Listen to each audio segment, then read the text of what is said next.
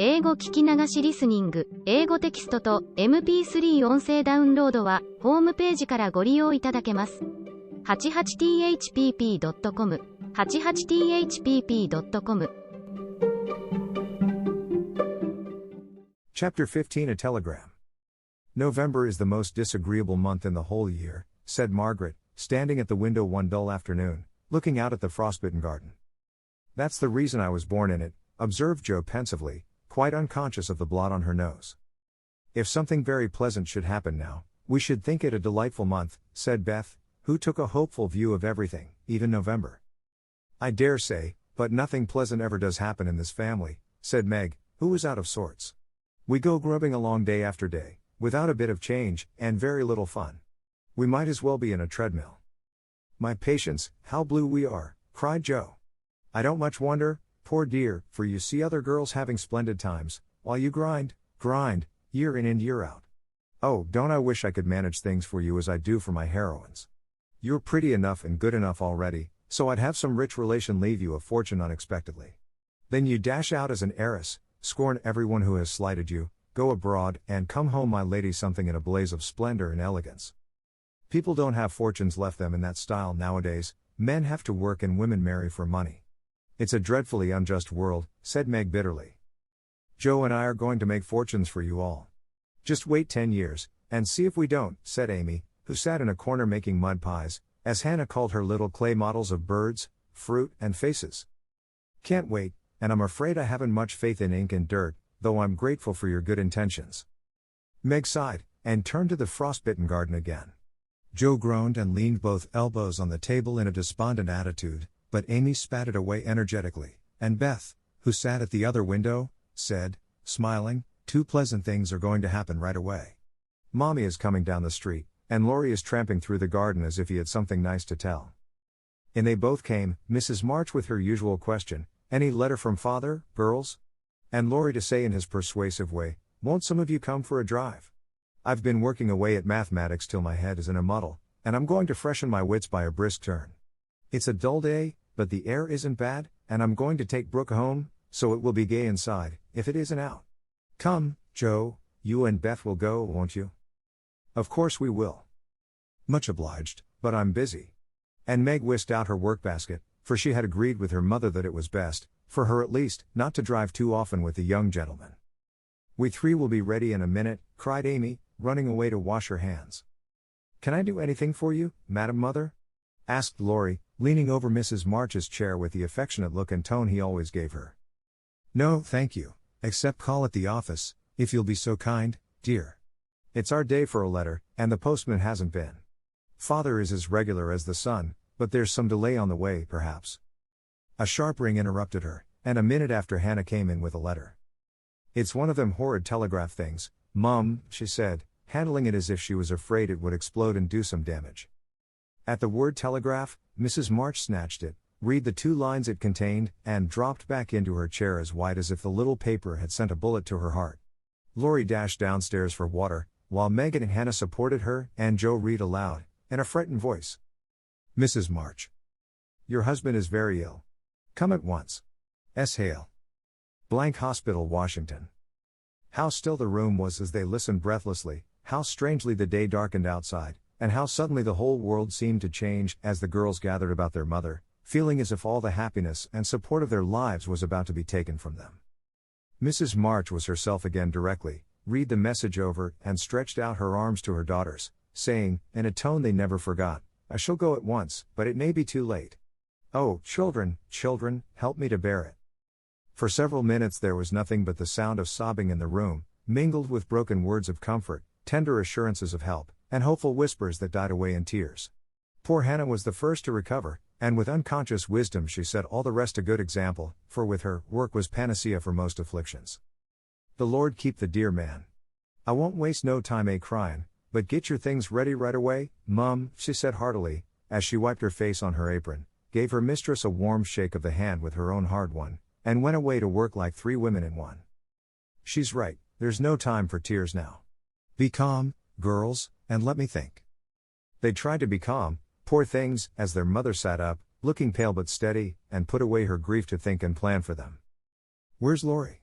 she asked presently, when she had collected her thoughts and decided on the first duties to be done. Here, ma'am. Oh, let me do something, cried the boy, hurrying from the next room whither he had withdrawn, feeling that their first sorrow was too sacred for even his friendly eyes to see. Send a telegram saying I will come at once. The next train goes early in the morning. I'll take that. What else? The horses are ready. I can go anywhere, do anything, he said, looking ready to fly to the ends of the earth. Leave a note at Aunt March's.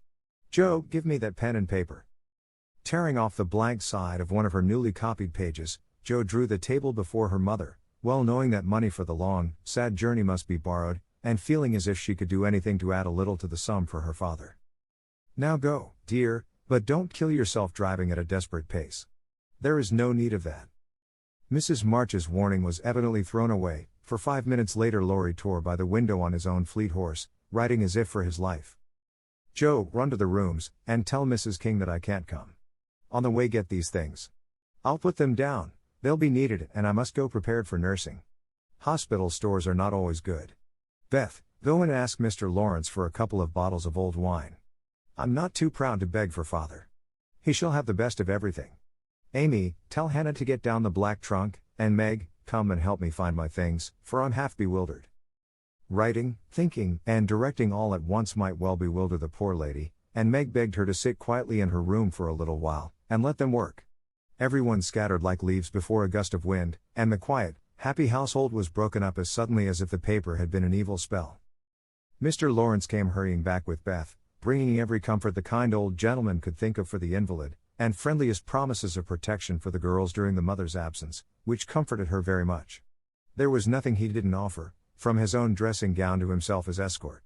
But the last was impossible. Mrs. March would not hear of the old gentleman's undertaking the long journey, yet an expression of relief was visible when he spoke of it, for anxiety ill fits one for traveling. He saw the look, knit his heavy eyebrows, rubbed his hands, and marched abruptly away, saying he'd be back directly.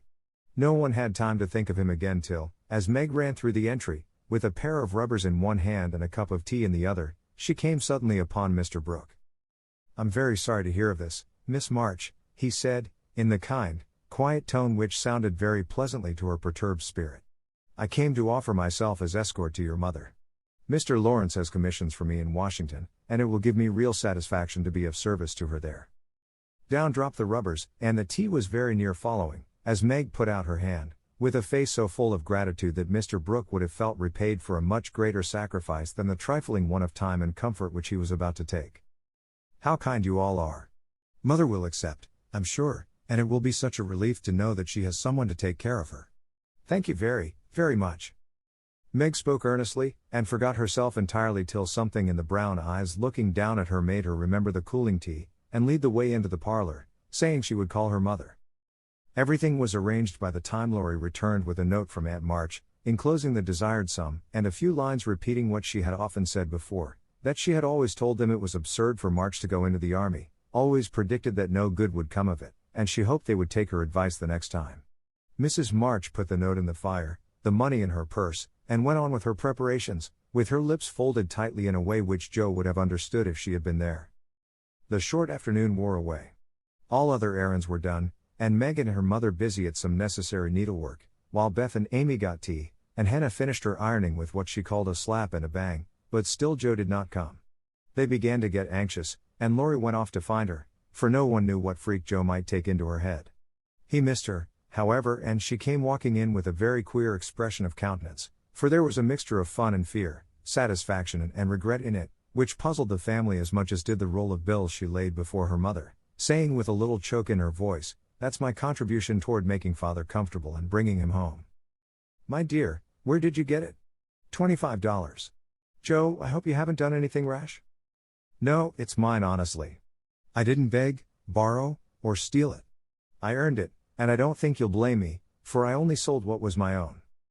As she spoke, Joe took off her bonnet, and a general outcry arose, for all her abundant hair was cut short. "Your hair! Your beautiful hair! Oh, Joe, how could you? You're one beauty. My dear girl, there was no need of this. She doesn't look like my Joe anymore, but I love her dearly for it." As everyone exclaimed, and Beth hugged the cropped head tenderly, Joe assumed an indifferent air, which did not deceive anyone a particle, and said, rumpling up the brown bush and trying to look as if she liked it, "It doesn't affect the fate of the nation, so don't wail, Beth. It will be good for my vanity, I was getting too proud of my wig. It will do my brains good to have that mop taken off. My head feels deliciously light and cool, and the barber said I could soon have a curly crop, which will be boyish, becoming, and easy to keep in order. I'm satisfied, so please take the money and let's have supper." "Tell me all about it, Joe. I am not quite satisfied, but I can't blame you, for I know how willingly you sacrificed your vanity, as you call it, to your love. But, my dear, it was not necessary, and I'm afraid you will regret it one of these days," said Mrs. March.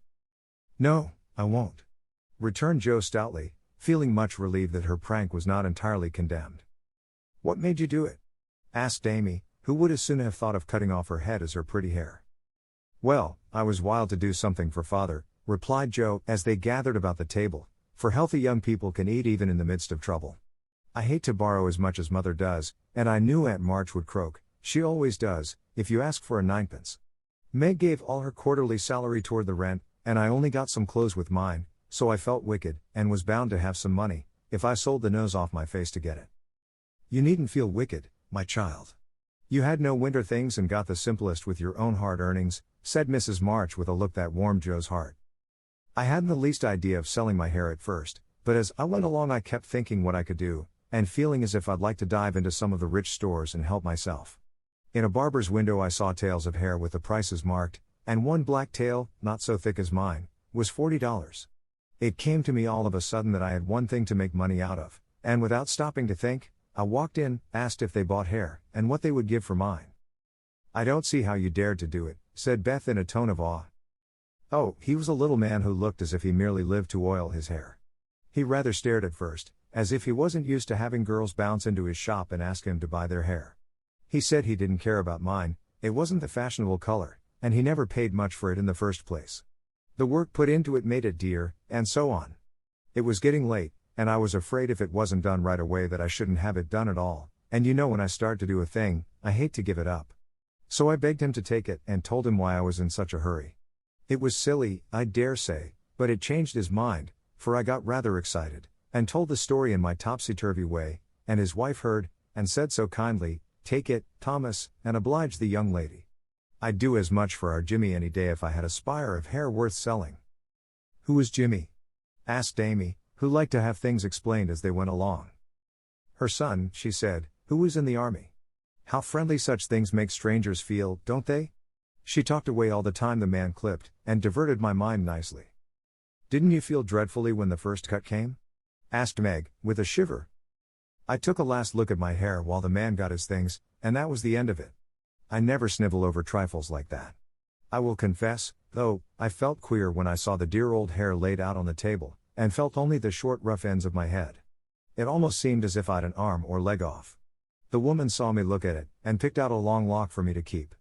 I'll give it to you, Mommy, just to remember past glories by, for a crop is so comfortable I don't think I shall ever have a mane again." Mrs. March folded the wavy chestnut lock, and laid it away with a short gray one in her desk. She only said, "Thank you, dearie," but something in her face made the girls change the subject, and talk as cheerfully as they could about Mr. Brooks' kindness, the prospect of a fine day tomorrow, and the happy times they would have when father came home to be nursed. No one wanted to go to bed when at 10 o'clock Mrs. March put by the last finished job, and said, "Come girls." Beth went to the piano and played the father's favorite hymn. All began bravely, but broke down one by one till Beth was left alone, singing with all her heart, for to her music was always a sweet consoler. "Go to bed and don't talk, for we must be up early and shall need all the sleep we can get. Good night, my darlings," said Mrs. March, as the hymn ended, for no one cared to try another. They kissed her quietly, and went to bed as silently as if the dear invalid lay in the next room. Beth and Amy soon fell asleep in spite of the great trouble, but Meg lay awake, thinking the most serious thoughts she had ever known in her short life. Joe lay motionless, and her sister fancied that she was asleep, till a stifled sob made her exclaim, as she touched a wet cheek, "Joe, dear, what is it? Are you crying about father?" "No, not now." "What then?" My hair," burst out poor Joe, trying vainly to smother her emotion in the pillow. It did not seem at all comical to Meg, who kissed and caressed the afflicted heroine in the tenderest manner. I'm not sorry, protested Joe, with a choke. I'd do it again tomorrow, if I could. It's only the vain part of me that goes and cries in this silly way. Don't tell anyone, it's all over now. I thought you were asleep, so I just made a little private moan for my one beauty. How came you to be awake? I can't sleep, I'm so anxious, said Meg. Think about something pleasant, and you'll soon drop off. I tried it, but felt wider awake than ever. What did you think of? Handsome faces, eyes particularly, answered Meg, smiling to herself in the dark. What color do you like best? Brown, that is, sometimes. Blue are lovely. Joe laughed, and Meg sharply ordered her not to talk, then amiably promised to make her hair curl, and fell asleep to dream of living in her castle in the air. The clocks were striking midnight and the rooms were very still as a figure glided quietly from bed to bed, smoothing a coverlet here, settling a pillow there, and pausing to look long and tenderly at each unconscious face, to kiss each with lips that mutely blessed, and to pray the fervent prayers which only mothers utter. As she lifted the curtain to look out into the dreary night, the moon broke suddenly from behind the clouds and shone upon her like a bright, benignant face, which seemed to whisper in the silence, "Be comforted, dear soul. There is always light behind the clouds." 物語の続きは、ホームページからお聞きいただけます。また、テキスト、MP3 ダウンロードも合わせてご利用ください。88thpp.com 88thpp.com